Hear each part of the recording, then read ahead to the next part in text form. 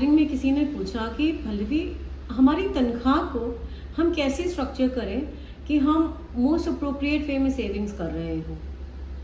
And that triggered me to make this video. My name is Pallavi Chaturvedi and I'm a certified financial planner. With WealthWise, I try and bring to you nuggets from the world of personal finance. आज हम तनख्वाह को structure करने के बारे में बात करते हैं. हम कैसे अपनी तनख्वाह को बजट कर सकते हैं. सो आप तनख्वाह को ब्रॉडली 4 भागों में डिवाइड करें. एक होंगे आपके लिविंग एक्सपेंसेस. इन एक्सपेंसेस के बगैर आपका घर नहीं चल सकता, आपका जीवन नहीं चल सकता. फॉर इंस्टेंस राशन पे जो आप खर्चते हैं या रेंट पे जो आप खर्चते हैं, बच्चों की स्कूल फीस हो गई, ये वो वाले सारे एक्सपेंसेस होते हैं जिनके बगैर हमारी लाइफ नहीं चल सकती. उसके बाद आते हैं हमारे लाइफस्टाइल एक्सपेंसेस. तो ये हुए लिविंग एक्सपेंसेस, वो हुए लाइफस्टाइल एक्सपेंसेस. लाइफस्टाइल एक्सपेंसेस हुए कि हम कौन से थिएटर में पिक्चर देखने जा रहे हैं, हम कहाँ पे खाना खाने जा रहे हैं, हम कौन सी ब्रांड के कपड़े पहन रहे हैं. These are all variable expenses. ये हमारे महीने में कभी कभी बहुत ज़्यादा और कभी कभी बहुत कम भी हो जाते हैं. फॉर इंस्टेंस हम फ़ोन कौन सा इस्तेमाल करते हैं. These are all your lifestyle expenses. These expenses define the lifestyle you live. So this and this, between the lifestyle and living expenses, the maximum आप जो अपनी तनख्वाह खर्च सकते हैं इज अबाउट 65%.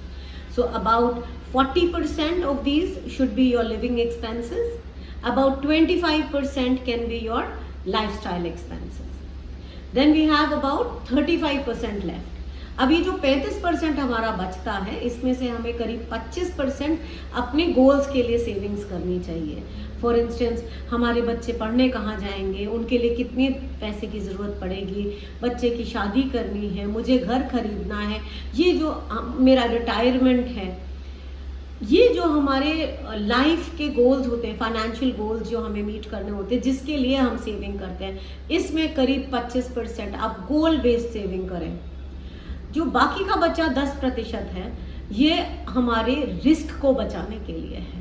तो जब हम ये सब कुछ कर रहे होंगे, देयर आर दीज रिस्क, हम बीमार पड़ सकते हैं, हमारी डेथ जल्दी हो सकती है, एंड इसकी वजह से एक प्रलय आएगी हमारे परिवार पे. उस प्रलय को बचाने के लिए हम ये बाकी का 10% खर्चते हैं, जो कि हम खर्चते हैं इंश्योरेंस प्रीमियम्स के ऊपर.